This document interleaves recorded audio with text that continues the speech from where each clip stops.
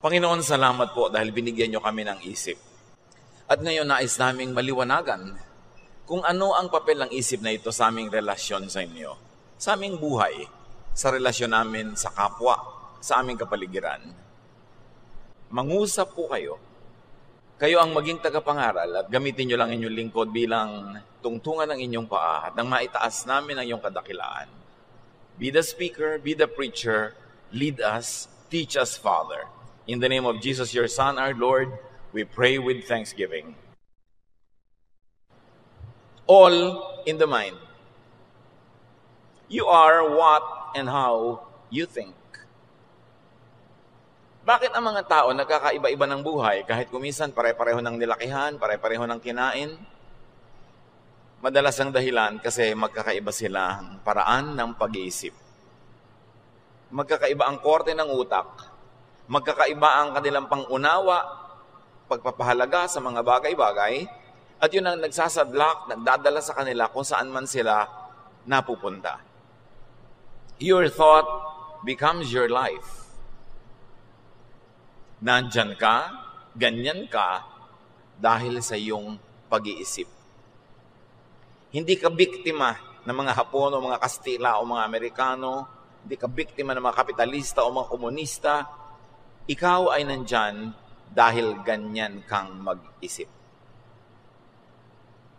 Perception is one's reality. Ano ba ang katotohanan? Ang katotohanan ay hindi lang yung totoo. Ang katotohanan ay yung inaakala mong totoo. Ang katotohanan ng iyong buhay ay hindi yung totoong nangyayari, kundi yung sa palagay mo'y ano ba ang nangyayari. Magkaiba ang katotohanan at magkaiba ang ating pagtingin kung ano ang totoo. At ang nagiging totoo, tumatalab, umiiral sa ating buhay ay hindi yung katotohanan, kundi yung inaakala nating katotohanan. Kaya marami mga tao ay nagiging biktima ng sarili nilang pag-aakala, ng sarili nilang mga kamangmangan o kadiliman ng isip o kabaluktutan ng pangangatwiran. Proverbs 4:23, carefully guard your thoughts because they are the source of true life. Pakaingatan, bantayan ng iyong isip dahil yan ang pinagmumulan ng tunay na buhay. Ang buhay natin ay kinukulayan, kinokortehan, tinutugtugan ng paraan ng ating pag-iisip. Kaya ang buhay ng mga seloso, iba sa buhay ng mga hindi seloso. Ang buhay ng mga mapagduda, iba yan sa buhay ng mga mapagtiwala. Ang buhay ng mga madilim ang paningin sa mundo ay iba sa buhay ng maliwanag ang paningin. Iba ang buhay ng mga taong laging nag-iisip ng mga problema, kasakitan, kalungkutan, kesa dun sa laging masaya ang pag-iisip. You are your thoughts. Researchers have found that our imagination can change our perceptions of reality. At hindi ko na kayo pahihirapan ng mga references ng mga researchers that I'm going to quote today.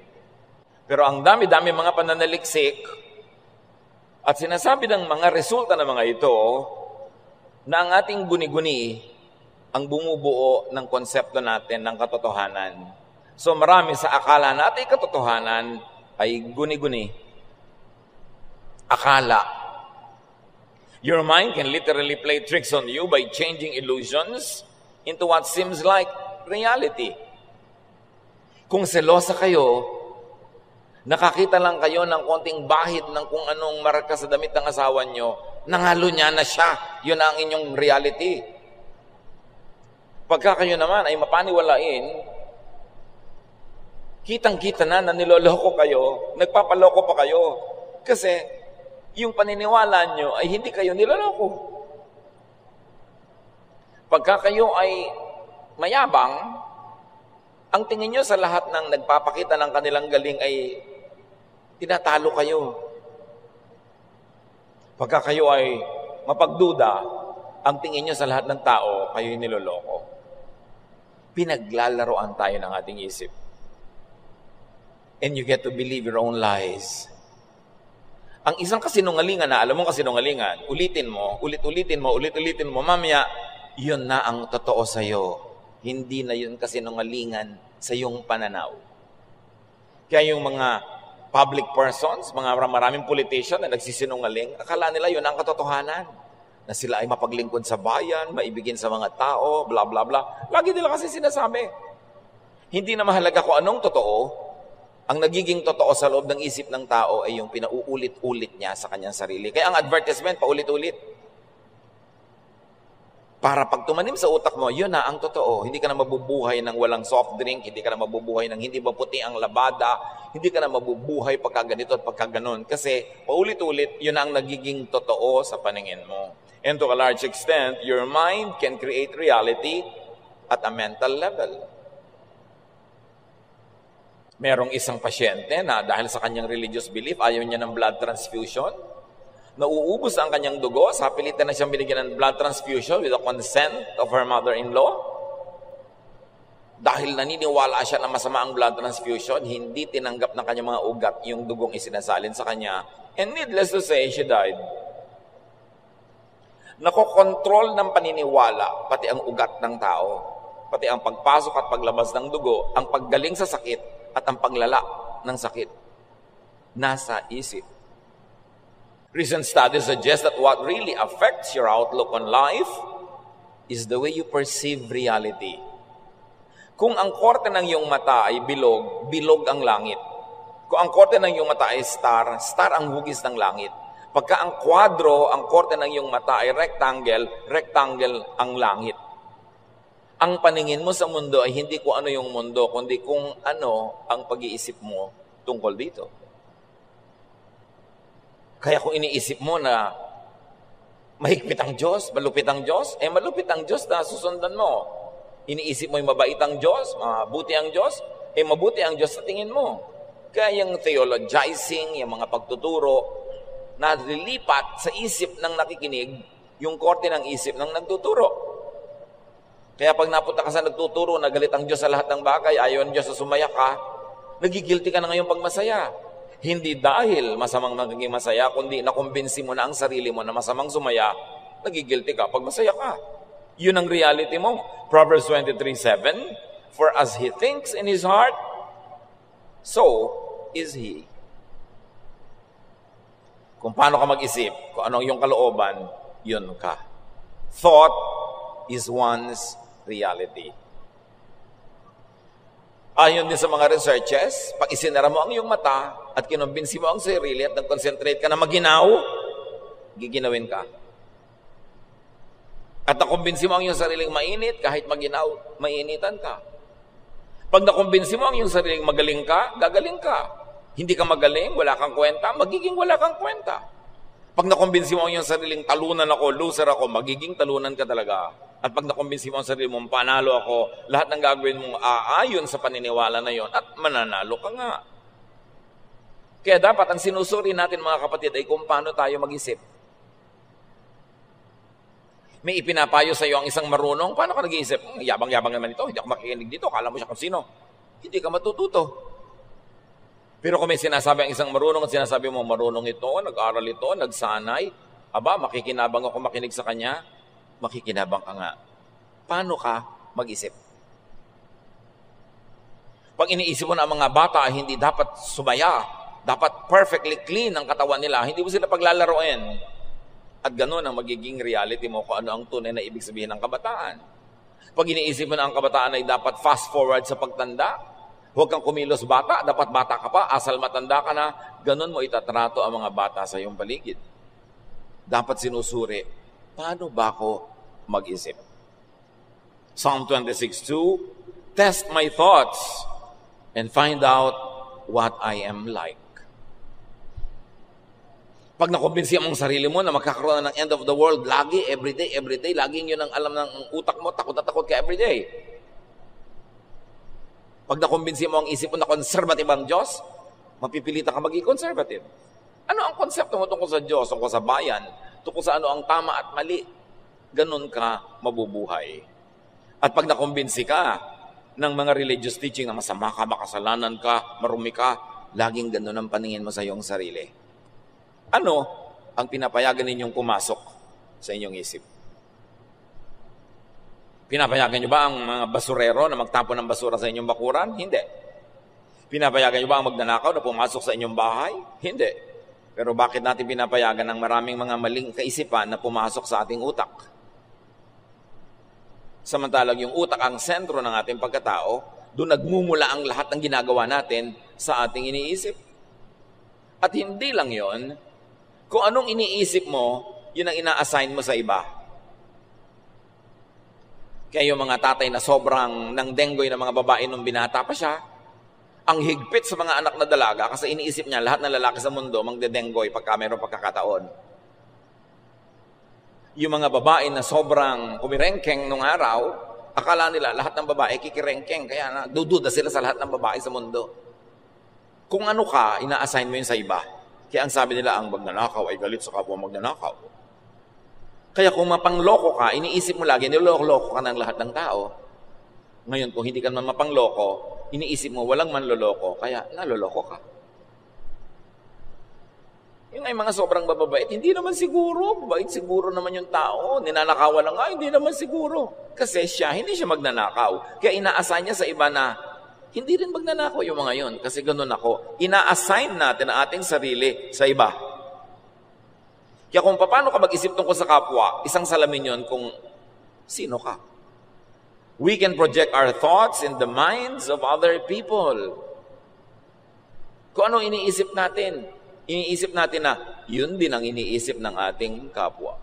Kaya marami sinasabihan mo ko ng good morning, mangungutang ka, no? Yung kasi pag nag-good morning tayo, may masama tayong balak sa kapwa. So pag may nag-good morning sa atin, iniisip natin, may masamang balak din sila. Proverbs 27:19, you see your face in a mirror and your thoughts in the mind of others. Kung paano daw nakikita mo ang mukha mo sa salamin, pag nananalamin ka, ganon din mo nakikita ang sarili mo sa mukha ng iba. Hindi mo sila nakikita, ang nakikita mo, sarili mo rin. Kaya kung manloloko ka, iniisip mo, manloloko ang lahat. Kung mabait ka, iniisip mo rin, mabait ang lahat. May advantage, may disadvantage. Pag hindi natin sinuri kung paano tayo mag-isip. Thought power is the key to creating your reality. Pag marumi ang iyong buhay, marumi ang iyong isip, marumi rin ang tingin mo sa kapwa. Pero pag mabait ka, mabuti, normally ang tingin mo rin sa iba, mabait at mayroong likas na kabutihan. To control your destiny. Para makontrol mo kung saan ka pupunta sa buhay, you must learn to control the nature of your dominant, habitual thoughts. Dahil kung paano ka mag-isip, ayun ang iyong magiging buhay, dapat kontrolan mo ang pag-iisip mo at dalhin mo doon sa gusto mong buhay. At yung kadalasan ay paraan ng iyong pag-iisip, yun ang pupuntahan ng iyong buhay. Kung negative ka mag-isip, magiging negative ang buhay mo. Kung lagi ka na lamang na madilim ang isip, madilim ang paningin sa mundo, magiging madilim ang buhay mo. Paano ka mag-isip? You can attract into your life that which you intend to have and experience by thinking about it.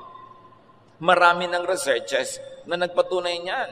Your thought is a magnet in reverse. It attracts its own kind. Nakita nyo? Drug user ka. 3 minuto ka pa lang sa kabanatuan, may kabarkada ka na ng drug user doon. Nakilala mo na agad. Kung ano yung bisyo mo, kalula, pupunta pa lang sa isang lugar, nakahanap ka na ng mga kapwa. Nagtitipon-tipon kayo, nagkakakilala kayo agad. Sa isang tikwas ng mata, sa isang kurap ng talukap ng mata, nagkakakita-kita na yung magkakagrupo because you think alike. And you attract each other. Yung magnet, you attract your opposite.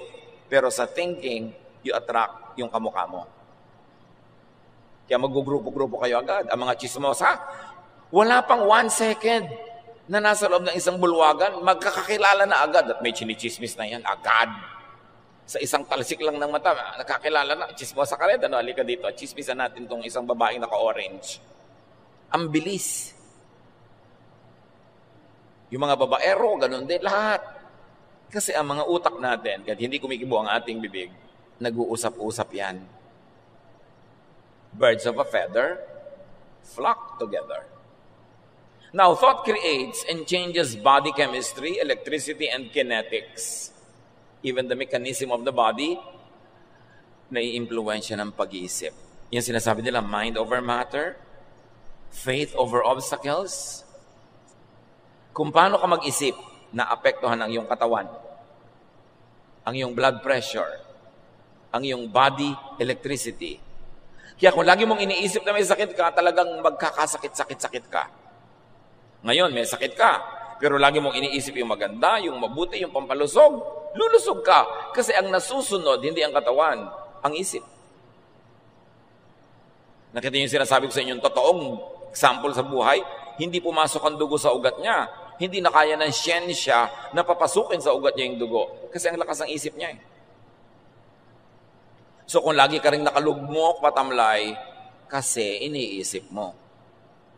Ayaw mo ng kalagayan mo ngayon, palitan mo ang pag-iisip mo. Kung meron kang gustong palitan sa buhay, una ang papalitan mo, paano ka mag-isip. Lagi ka nalang walang pera, palitan mo ang pag-iisip. Kasi kaya ka laging walang pera, pag nagkapera ka, ang iniisip mo, gumasta. Yung mga nagkakapera, pag nagkapera, ipinupuhunan, ininenegosyo o itinatabi nila. Kaya may pera sila. Kaya pag lagi kang walang pera, kasalanan mo yan, ganyan ka mag-isip. Yung nagkakapera naman, ganun sila kasi mag-isip. Uuwi sa probinsya, makakakita sila ng marami mga baon na sinisilamban lang doon. Uy, uling ito, pwede ko itong inegosyo. So pagpunta niya sa probinsya, kukunin niya yung mga uling, dadalhin niya sa city, ibebenta niya. Mamimili naman siya doon ng mga murang mga damit-damit, dadalhin niya sa probinsya. Para pagdabili niya ng uling, may ibinebenta siyang tela, may ibinebenta siya mga damit, lagi siyang may pera. Kasi ang isip niya laging, paano kaya ako gagawa ng pera? Pero yung mga, paano kaya ako hihingi? Paano kaya ako magdidilihensya? Paano kaya ako dadaing? Yun ang laging walang pera. Wala kang pera kasi ganyan ka mag-isip. Wala kang ibang dapat sisihin. Kaya mahina ang iyong katawan, maaaring nagkaroon ka ng sakit pero hindi tinalo ng iyong isip, humina ng humina. O wala naman pero isip ka ng isip, nagkaroon tuloy. Isip ang nang umiiral. Kaya sabi nga ng ating opening verse, Proverbs 23:33, you will see weird things and your mind will play tricks on you. Yung mga taong mapanawalain sa multo, namatay ang lola nyo, nakahiga kayong parehong ang pinsan mo, ikaw, bigla mong nararamdamang may malamig na humaplo sa mukha mo, may humila sa paa mo, may nagtanggal ng bra mo. Pero yung pinsan mong katabi, wala namang naramdaman. Kasi yun ang laman ng utak mo eh. Naniniwala ka, mangyayari. Kaya pag may hindi naniniwala, kahit may nanguhula dyan, may nang kung ano-ano, sabihin na, walang kokontra. Kasi pag kinontra ng utak mo yun, mananalo yung utak mo. Hindi matutuloy ang ginagawa nila. Kaya sasabihin na iba, walang kokontra. Ang lakas ng utak ng tao. Madami sa nangyayari sa atin, guni-guni. Bakit sa mga bahay, kahit sa Maynila, ang lagi nakakakita ng multo, yung kanilang mga kasambahay na galing sa probinsya, pero may-ari ng bahay, walang nakikita. Kasi yung mga galing sa probinsya, ang laging araw-araw, lumaki ng multo ang iniisip, multo ang pinag-uusapan, kaya kahit na kurtina lang yung gumalaw, nakakakita ng multo. Laman kasi ng utak. The mind could be twisted and corrupted by stimuli, by perception. Ecclesiastes 7:29, I did learn one thing. We were completely honest when God created us, but now we have twisted minds. Nababaluktot ang isip. Depende kung sino laging kausap, sino laging pinapakinggan. Pagka inggitera ang kausap mo, mamaya magiging inggitera ka na rin. Pinag-iingatan kung sinong pinapakinggan. Kasi naglalagay sila ng content ng ating utak. The mind could be intoxicated and confused. Kita niyo yung taong matino pag nalasing, kung ano-anong ginagawa. O kaya, pag kumain, merong biglang aantukin na. Wala na siyang pakialam sa mundo. Kasi yung chemistry, chemicals na pumapasok sa ating katawan, sumasama sa ating dugo, naaapektuhan ang ating pag-iisip. Kaya yung mga mahiyain, pag nalasing, kumakapal. Yung mga hindi makapagsalita, pag nalasing, biglang kung ano-ano sinasabi. Kasi nakokontrol ng chemicals ang kanilang utak. So, ganun yun. Yung utak mo, nakokontrol niya yung blood chemistry mo, kaya kahit na hindi ka kumakain ng asukal, pagka na-stress ka, tumataas ang blood sugar. Pero baligtad din, kung ano rin yung nasa blood mo, makaka-apekto din sa utak mo. Kita nyo ginagawa ng mga tao, mga addict, yung mga under the influence of drugs. Pati 95-year-old lola ginagahasa. Tapos pagka na bumalik sa katinoan, ay nagsisisi. Kasi iniiba tayo ng chemistry ng blood. Kaya yung mga sobrang nalulungkot, binibigyan ng antidepressant, upper, para sumaya. Yung sobrang active, binibigyan ng mga downers para medyo kumalma. Iniiba ang blood chemistry. But our mind can change our blood chemistry just by thinking. The mind could be a source of comfort or torture. Kaya kung ikay matatakotin, lagi kang takot. Yung mga hindi matatakotin, hindi takot. Katulad ng sinasabi ko na magpinsan na nakahiga, isa takot sa multo, isa hindi. Mahibig ang tulog ng hindi takot. Yung takot, mapakababaw ng tulog. Kasi ganun siya mag-isip. Ano-ano ba pinapasok nating ideya sa utak ng mga tao, lalo ng bata? Paano natin pinapalaki ang bata? Kasi ang bata, blanco yung utak niya, pero pag tinuruan mo siyang maging racist, maliit ang pagtingin niya sa ganitong tao, ganitong lahi.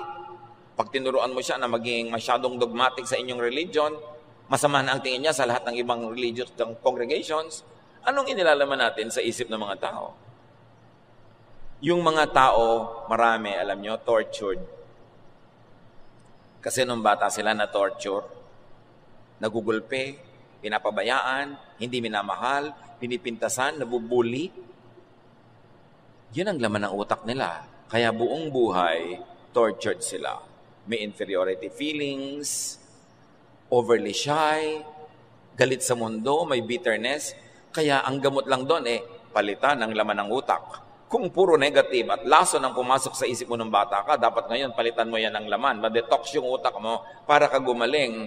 Pero kung lagi na lang nung bata ako, kawawa ako, nung bata ako, mahirap lang kami, nung bata ako, ganito kami, hindi mo pinalitan yung kaiisip na yon, hindi aalis sa'yo ang mga mapapait na gunita. Magiging mapait ang paningin mo sa buong buhay. Ang lahat ay nasa pag-iisip. The mind could be a source of comfort or torture, of hope or hopelessness, of trust or doubt, of faith or unbelief, of feelings or non-feelings. The mind could be straightened, cleansed, and renewed. Pwedeng linisin, ituwid, liwanagan ng isip. Kahit ano pang pinagdaanan nito. 2 Corinthians 5:17, kaya't kung nakipag-isa ka na kay Kristo, ang isang tao, isa na siyang bagong nilalang. Wala na ang dati niyang pagkatao. Sa halip, ito'y napalitan na ng bago.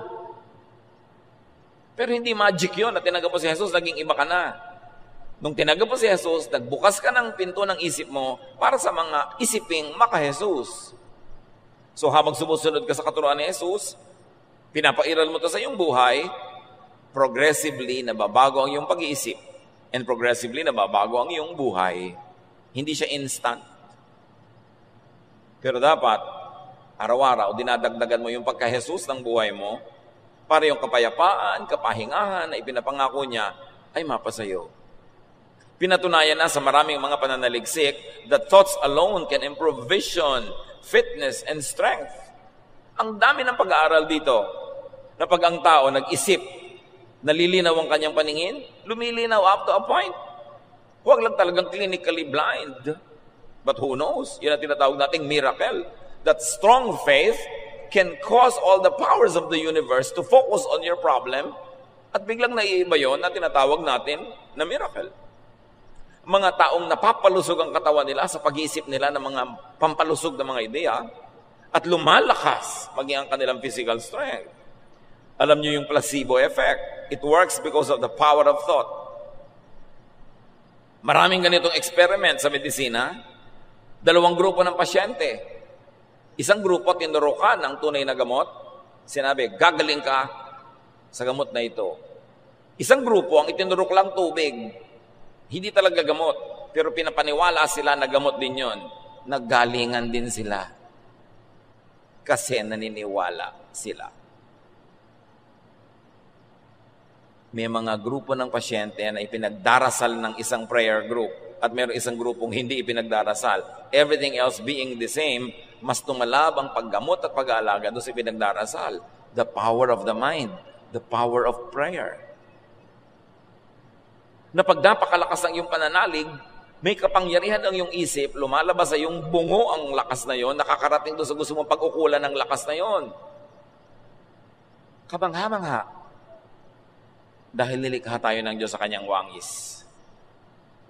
At ang pinaka-trono ng Diyos sa ating buong pagkatao ay ang ating isip. Pag Diyos ang nag-ahari sa ating isip, ang kapangyarihan ng Diyos ay nagiging atin.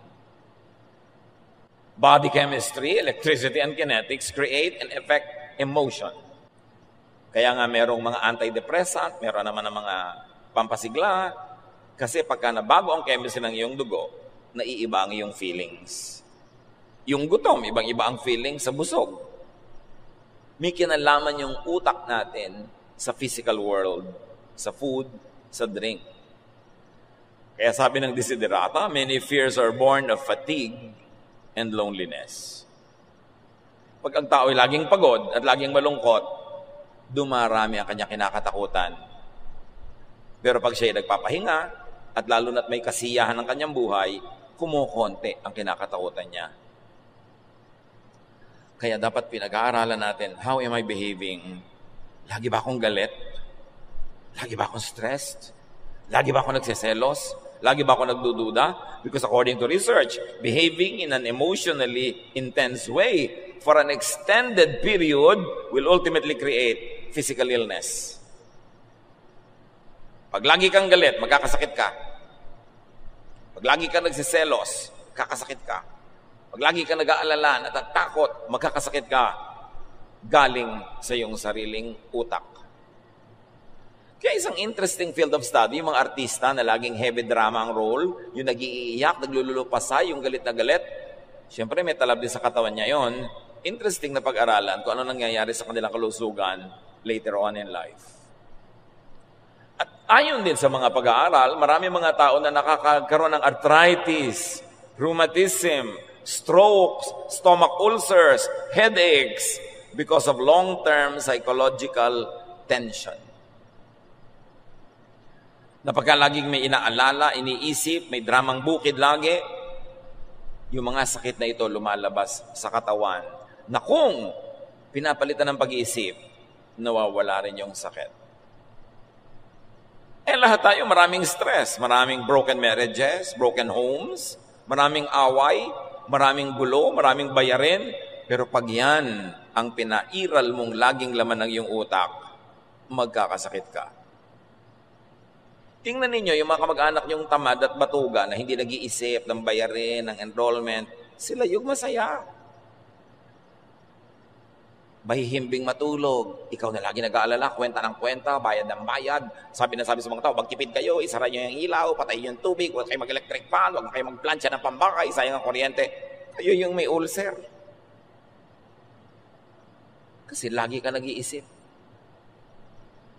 In the fields of neuroscience, yung tungkol sa brain, endocrinology, yung mga tungkol sa atay, mga internal organs, and psychology, sila ngayon ay pinaghahalo-halo ng medisina in a discipline called psychoneuroimmunology. May bago ng ganon. Pinagsama-sama yung tatlong discipline as medicine discovers the precise links between the states of mind, emotional moods, and physical chemistry.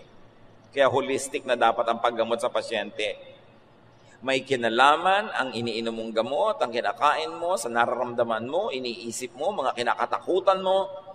Lahat ng iyon naglalakip-lakip to define your state of health or your state of illness. Kaya hindi na sapat umiinom ka lang ng gamot. Dapat pinapasaya mo rin yung isip mo. Tinatanggal mo yung mga stress at tension. Kasi kahit ka inom ng gamot, pero lagi kang nagmumura, lagi kang galit, lagi kang natatakot, hindi rin yung tatalab. Kailangan nagkakalakip-lakip yung damdamin, yung puso, yung katawan, physical world, and the spiritual world. To create and change emotion, change your body chemistry, or change your thoughts. Kaya di ba yung galit na galit ka, bilis-bilis ang pintig na yung puso, ang taas ang yung presyon, relax. Relax.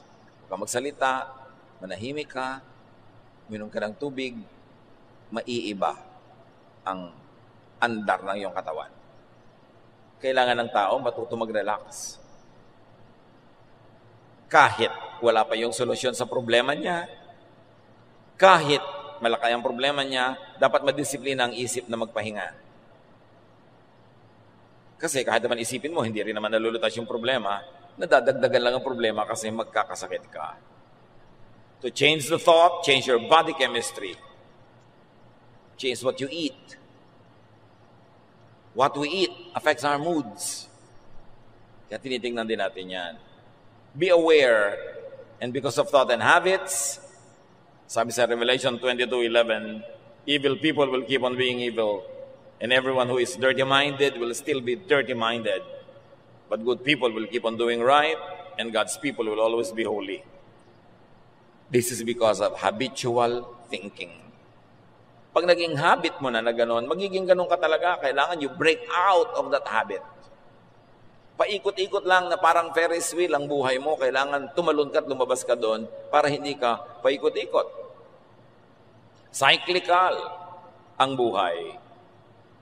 Think into becoming. Think into being something or someone. Kaya mga tao may pangarap, madalas yun ang mga taong naiiba ang buhay nila. Pag ang pangarap ay ginawa nilang plano. Hindi lang pangarap. Pag may pangarap na nagiging plano, pag may plano, may gawa, naiiba ang buhay. Kaya itinatanong mo rin sa nanliligaw sa iyo, ano bang pangarap mo sa buhay? Ikaw, ay tumigil ka. Hindi natin pagkakapirahan na gawin mo akong pangarap. No? Anong pangarap mo? Wala kang pangarap. Ayoko sa'yo. Gusto ko yung may pangarap. Gusto ko yung may ambisyon. Because if you fail to plan, you plan to fail. Anong laman ng iyong isip? Decide what you want to be and think towards it. Kaya yung mga mag-enroll pa lang, first year college, ang gusto nila maging summa cum laude, sila'y nagiging summa. Hindi yung walang plano, nung graduation, ha? Summa ako, wow. Walang ganon. Pinaplano yan, pinagtatrabahuan, ginagapak, inaakyat para mangyari. It all begins in the mind. Mahirap kayo, pamilya nyo, pagkahirap-hirap. Sasabihin ng ibang kapatid mo, talagang ganyan lang ang buhay. Wala tayong magagawa. 30 years later, mahirap pa rin yun.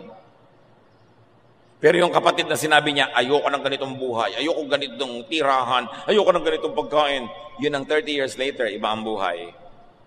Kasi sa isip niya, nagplano siyang ibahin yon. Kailangan nag-iisip ang tao. Ang iniisip mo, napakadalas siyang mangyayari. Bakit? Kasi ang iniisip mo, panalangin yon, kahit walang amen. Mark 11:24, everything you ask for in prayer will be yours, if only you have faith. Kasi ang faith, hindi lang naniniwala ako, Lord, bigyan niyo po ako ng magandang buhay.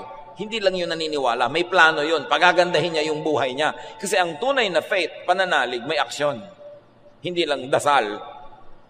So kung tunay ka nagdarasal, Lord, gawin niyo po ako, gusto ko pong gumraduate sa board.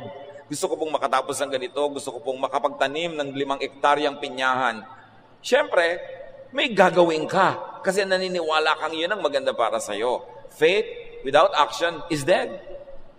Kaya ang sabi, pag ipinanalangin mo at naniniwala ka, matutupad. Hindi magic. Kasi ang paniniwala mo ay magbubunsod sa'yo para gawin ang lahat ng tamang dapat na hakbang para mangyari yung ipinanalangin mo. May kapangyarihan ng panalangin na tunay na paniniwala. Kaya baliwala yung prayer na hindi ka naman naniniwala, pray ka pa ng pray.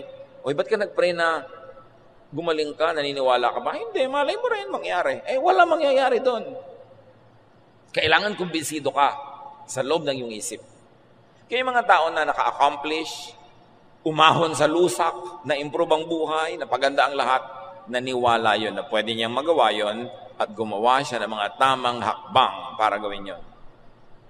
Pero yung mga tao walang pagbabago sa buhay nila, yung mag-asawa na kakakasal pa lang, isang linggo, away na ng away, after 1 month, away ng away, isang taon, away ng away, 10 years, 20 years, 30 years, 40 years, away ng away.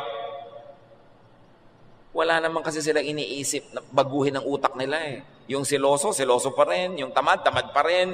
Yung palaaway pa rin. So away sila ng away kasi wala silang binabago. Kung ayaw mo ng buhay mo ngayon, baguhin mo ang pag-iisip mo tungkol dyan at yun ang simula ng pagbabago. Hindi pwedeng parang lumaglag mula sa langit ang pagbabago. Walang ganun. Pinagtatrabahuhan ang pagbabago. Kaya ang utak natin na mahalaga. Kaya yung matalino na sa likas, nag-aral pa na nag-aral, nakipag-usap pa sa marami mga matalino, nag-observe ng nag-observe, patalino ng patalino, maiiwan nun kahit mga kaibigan, kamag-anak, kapatid, na hindi aral ng aral at hindi masyadong hasa ng kanilang karunungan. Maiiwan lahat. Kasi yung utak, patalino yun ng patalino habang pinapatalino mo at pabobo ng pabobo habang pinapabobo mo. So sino ang mga kausap mo, mga bubing ba o mga matalino? Huwag ka magtaka.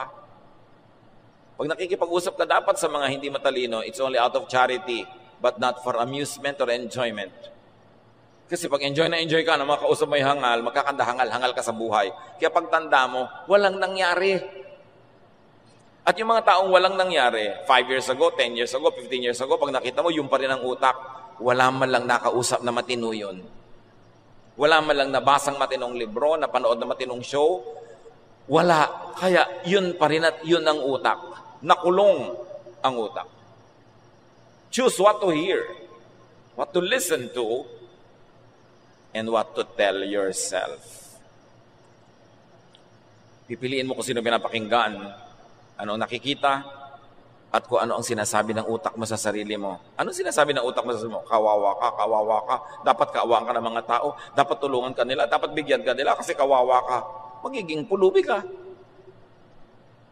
Pero pag sinasabi mo sa utak mo na, hindi ako aasa ng aasa, kahit binibigyan nila ako, tinutulungan nila ako, gagawa ako ng paraan, maghahanap buhay ako, magiging independent ka. Ano ang sinasabi mo sa sarili mo? Kasi yun ang gagawin mo eh. Ecclesiastes 7:21, do not pay attention to every word people say. Pinipili mo ang pinapakinggan. At nakikinig ka na, may salaan pa yung tenga mo para mayroong pinapapasok at mayroong hindi. Pag ang lagi mong kausap ay kakampi mo, yung kamukha mo ng pananalig, pareho kayo ng kagalit, pareho kayo ng kaaway, anong gagawin nyo sa isa't isa? Ilulubog nyo ang isa't isa. Kasi wala nagbibigay ng balance. Dapat nakikinig ka rin dun sa huwag ka na magalit doon, baka naman mali ang iniisip mo tungkol sa kanya. Ngayon, sa kanya ka nagalit. No, dapat nakikinig ka sa ganon. Hindi yung kampi ng kampi sa'yo, kahit ano na lang, lagi mong kakampi. Walang maitutulong sa'yo yan. Hindi ka tatalino. Pag lagi ka kinakampihan. If the mind can be used to heal, it can also be used to kill. Di ba may placebo effect? Yung hindi naman gamot, pero pinapaniwala kang gamot, tumatalab sa'yo. Meron namang nocebo. Yung gamot na, pero pinaniniwala ka, hindi pa rin yung tatalab. So, hindi pa rin yung tatalab kahit gamot yun. Negative beliefs or negative expectations can kill. Yung ginagawa ka na ng mabuti, sabi mo, hindi naman mabuti yan. Yung meron ka ng gamot, hindi naman ito tatalab. Ayoko naman ito. Hindi mo dapat asahan na tatalab nga. Kasi yung madilim ang paningin sa mundo, tatambakan ng mundo ng kadiliman. Kung anong iniisip mo, yun ang ibibigay sa iyo ng mundo. Importante na maunawa natin ang kapangyarihan ng isip. Research shows that thoughts are capable of affecting everything, from the simplest machines to the most complex living beings. Merong talab ang isip sa ibang bagay outside of your brain. And the informed could always suspect an evil spirit. Lagi na lang na, ay, may evil spirit, may evil spirit. Yan ang laging tinatakbuhan ng mangmang, laging evil spirit. Bagamat mayroong totoong evil spirit, pero ang konti-konti ng totoong evil spirit na nangyayari sa paligid, may dahilan yon, may reason yon, may science yon, kung aalamin mo. Kaya yung telekinesis, yung research na napapagalaw ng isang tao, halimbawa yung baso na malayo sa kanya, yung mga mangmang sasabihin agad, evil spirit, demons. No. This wonderful study about the human brain is giving us a lot of proofs that the mind can move even physical things. Di ba ganyan ang mga himala sa Bible? Pag sinabi ng propeta, hindi ulan ng 7 taon, hindi nga umuulan, ang lakas naman ng isip nun na in religious parlance you call faith. Ang lakas ng faith. Pag sinabi ni Jesus na bumangon ka dyan, bumabangon nga pati patay. Ang lakas ng isip. Na ang lakas ng pananalig.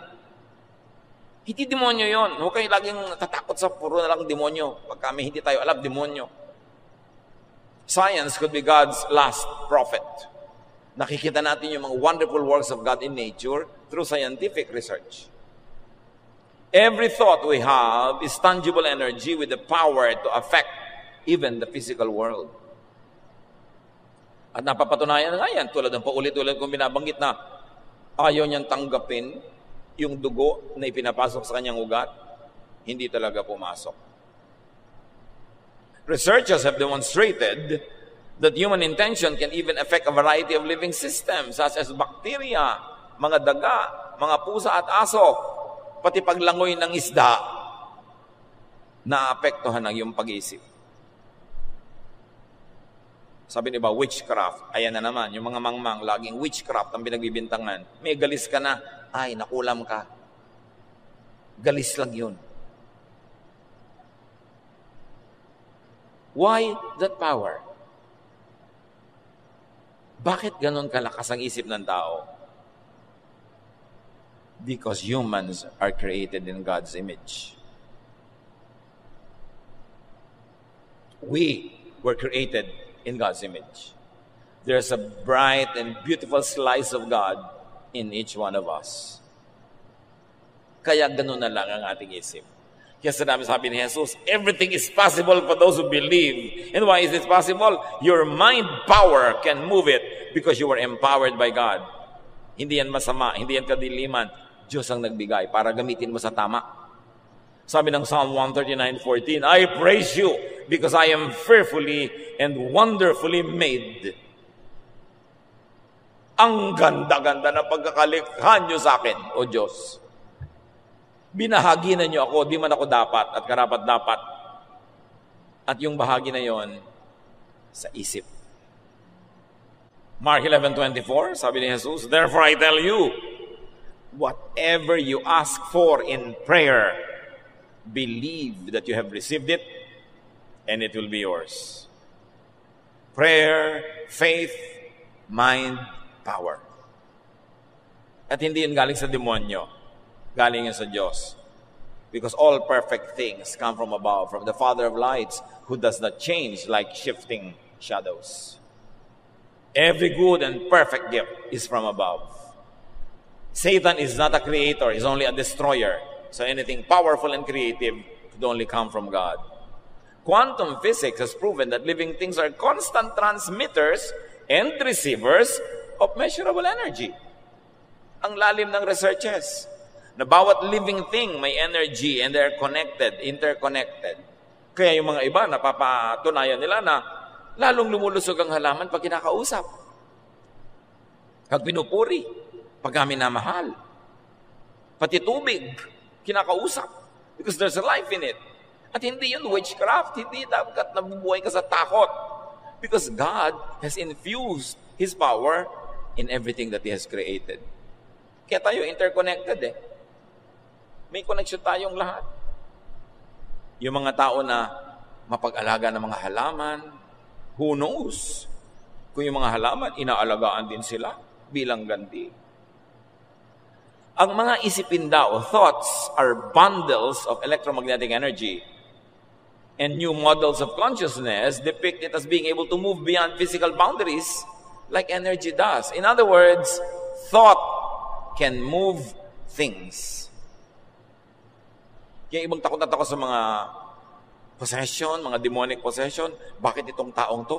Napapasara niya yung pinto, tinitingnan lang niya, demonyo agad ang pinagbibintangan.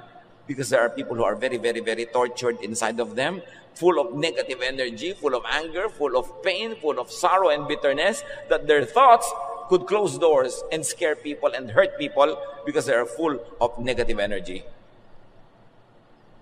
Hindi lahat dapat demonyo ang pinagbibintangan. Di ba merong mga ganon? Kung minsan yung mga nag-iibigan, alam mo, naisip kita kaninang 2 a.m., iniisip din kita noon. Yung nagkukonekta yung mga isip nyo, yung tinatawag na iba na mental telepathy, natatakot na naman sila doon. Nakakapaglakbay talaga yung isip mo outside of your utak, outside of your skull. Because we were fearfully and wonderfully made. Si Jesus nga pinabiyahe niya sa bangka yung mga disipulo niya. Naiwan pa siya, nanalangin pa siya. Mamaya, naglalakad na siya sa tubig, inabutan na niya. Nalilipat yung katawan niya from here and there. Lumalampas siya sa mga pader, sa mga dingding. Nakakapasok siya doon sa room na nandun na kanyang mga disipulo at nagtatago. The mind can overcome the physical world. And it's a very tantalizing area of study in medicine. Kung paano sa pag-iisip mo ay matutulungan mong gumaling ang sarili, at kung paano sa pag-iisip mo ng mga nakakalungkot, nakakatakot, ay tinutulungan mo ang sarili mong mabulok, manlumo, manghina. Matthew 7:7, ask, and it will be given you. Seek, and you will find. Knock, and the door will be open to you. At palitan nyo yung ask, seek, and knock with think. Think, and it will be given to you. Think, and you will find it. Think, and the door will be open to you. Prayer, faith, belief, mind power could all be under one and the same umbrella. This is the power of faith and prayer. Faith moves the physical world. Kaya sabi ni Jesus, if you have faith as big as a mustard seed, tell this mountain to lift itself up and it will. Siyempre, isang exaggerated na figure of speech yun. Pero sinasabi niya, kayang pagalawin ng utak mo, ng pananalig mo, pati bundok. Kaya kung tutuusin, 2,000 taon ng Christianity, ang konti pa nang alam natin tungkol sa Diyos at kay Jesus. Kasi hindi pa natin napapalakad yung bundok. Bakit nung panahon ni Jesus, ang daming napapagaling mga disciples, mga patay binubuhay, ba't ngayon wala?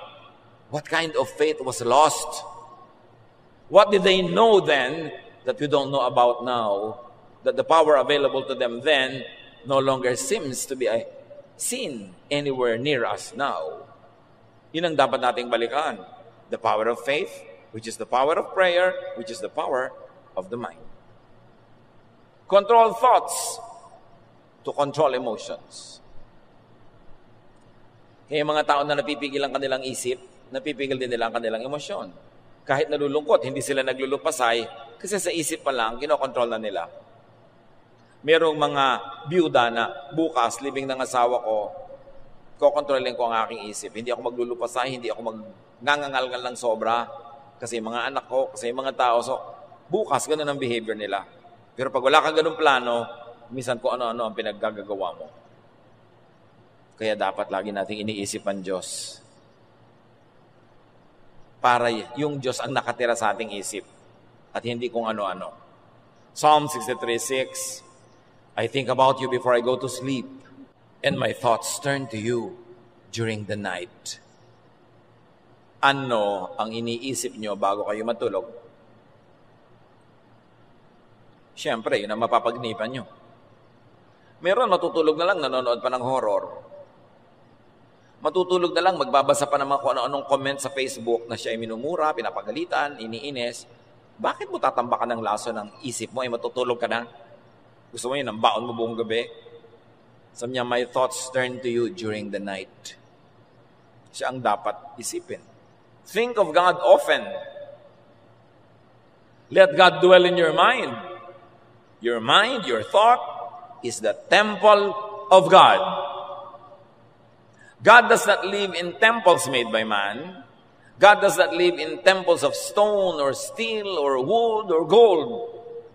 God lives and dwells in the mind of the believer. This thing you have between your two ears is the temple of God. Your mind. Kaya dapat Diyos ang naghahari sa isip. Diyos ang laman ng isip. Diyos ang sinusunod ng isip. Ask God to reveal God to you and godlessness as well. Romans 12:2, let God change the way you think. Then you will know how to do everything that is good and pleasing to Him. Kung meron tayong dapat hingin sa Diyos, ay baguhin ang paraan ng ating pag-iisip. At mangyayari yon kung isinusunod natin ang pag-iisip sa isipin ng Diyos na ipinahayag ni Jesus.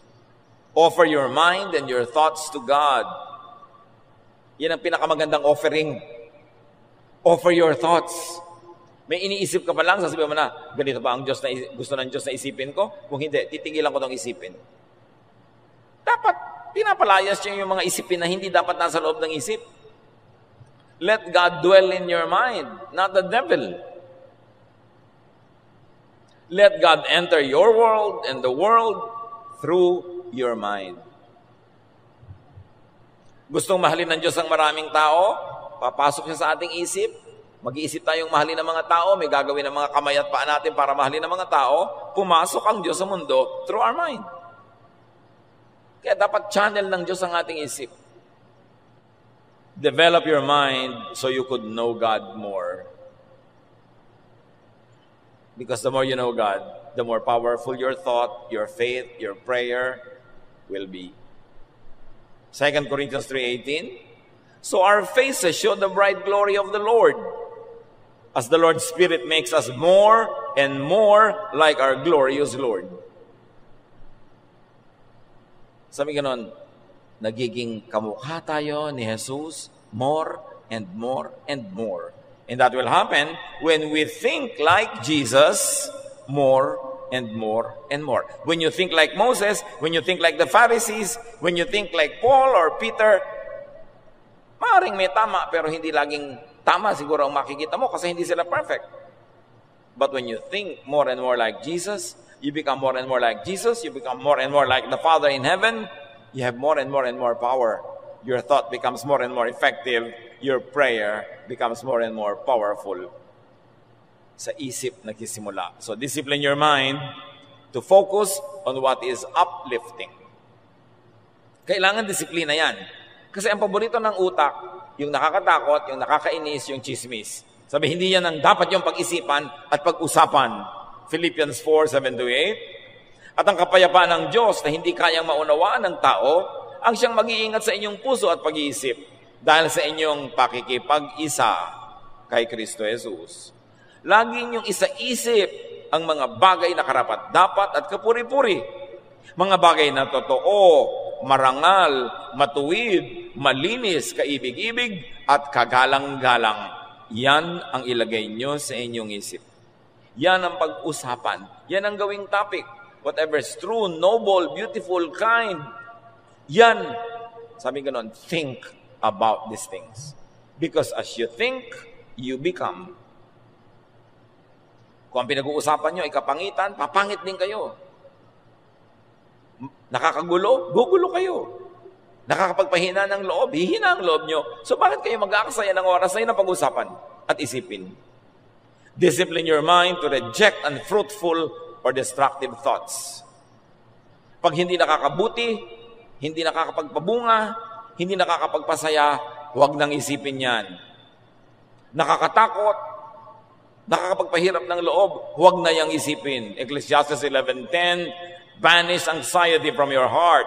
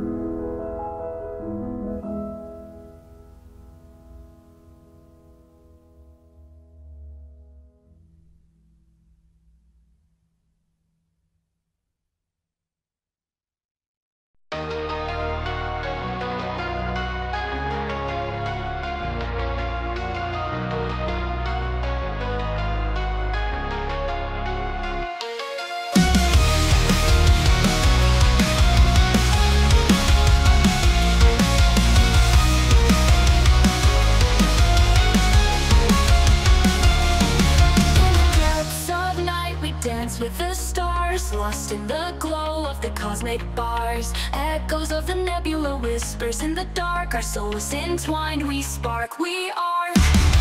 In the depths of night, we dance with the stars, lost in the glow of the cosmic bars. Echoes of the nebula, whispers in the dark. Our souls entwined, we spark, we arc. The void we glide in the spaces between the tides. Melodies of the unknown, in the shadows we've grown. Through the void we glide, in the spaces between the tides. Melodies of the unknown, in the shadows we've grown.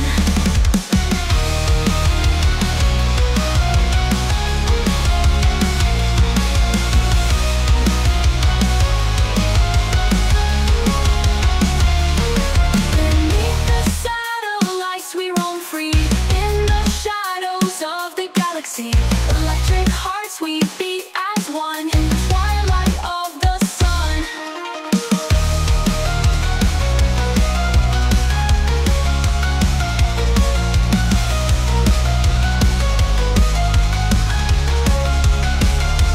Through the void we glide, in the spaces between the tides. Melodies of the unknown, in the shadows we've grown.